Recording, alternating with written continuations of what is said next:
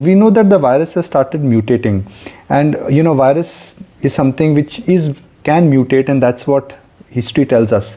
What are the chances that the virus may actually mutate and the vaccine rollout which is actually happening may not impact the mutated virus?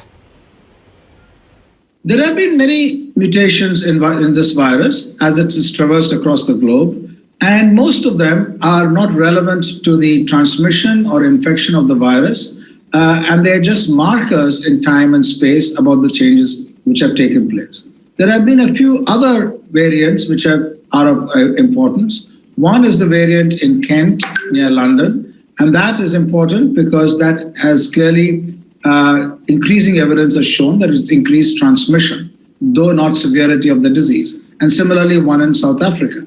There has been another variant which has come in a Danish mink farm, which has somewhat decreased the immune response after infection. That didn't get out into humans, fortunately.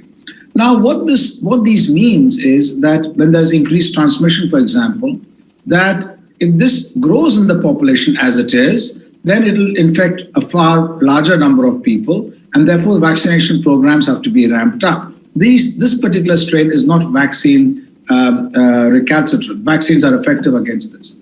In theory, it's possible for mutations to accumulate, which also make vaccines less effective or ineffective. That can be determined only by large-scale sequencing efforts of the virus, checking along with that whether they are immunologically, the immune system can be less effective against it or not, and then deciding what kinds of vaccines to make or what other kinds of vaccines can be used which could be effective against them. So these are the kinds of steps in the process.